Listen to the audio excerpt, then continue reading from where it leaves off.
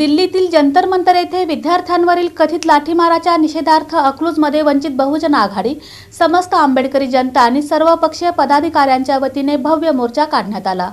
यावेळी अकलूजमधील अनेक दुकाने दिवसभर बंद ठेवून निषेध नोंदविण्यात आला। दिल्लीतील जंतर मंतर येथे विद्यार्थ्यांवर झालेल्या कथित लाठीचाराच्या निषेधार्थ वंचित बहुजन आघाडी, समस्त आंबेडकरी जनता तसेच सर्वपक्षीय पदाधिकारी यांच्या वतीने अकलूजमध्ये भव्य मोर्चा काढण्यात आला। यावेळी दिवसभर अकलूजमधील अनेक दुकाने बंद ठेवून निषेध नोंदविण्यात आला। मोर्चानंतर उपविभागीय अधिकारी प्रांत यांना राष्ट्रपतींच्या नावे निवेदन देण्यात आले।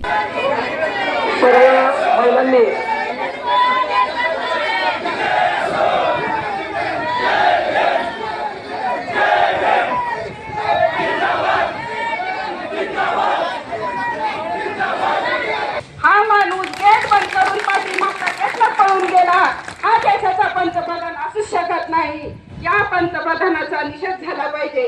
आणि हे जे सरकार आहे हे वयोवृद्ध माणसाचं सरकार आहे। हे सरकार तरुणांच्या हातात असलं पाहिजे आणि हे आपण घडवून आणायचं आहे। शांततेत चालू असणाऱ्या आंदोलनात यांनीच गदारोळ घालून चुकीच्या पद्धतीने जे मारहाण करत आहेत आणि त्या मुलांना धारेवर धरत आहेत, याचा जाहीर निषेध आहे। आणि आज या ठिकाणी जे आपण या आंदोलनाच्या विरोधात जे निषेध मोर्चा काढलेला आहे, याला मराठा सेवा संघ जिजाऊ ब्रिगेडच्या वतीने आम्ही जाहीर पाठिंबा देत आहोत। निवेदनात विद्यार्थ्यांवरील लाठीमाराची न्यायालयीन चौकशी, दोषींवर कठोर कारवाई, जखमी विद्यार्थ्यांना वैद्यकीय उपचार व भरपाई, आंदोलनकर्त्यांच्या घटनात्मक अधिकारांचे संरक्षण आणि केंद्रीय गृह मंत्रालयाचा अहवाल राष्ट्रपतींकडे सादर करण्याची मागणी करण्यात आली। या आंदोलनाला मराठा सेवा संघानेही पाठिंबा दिला।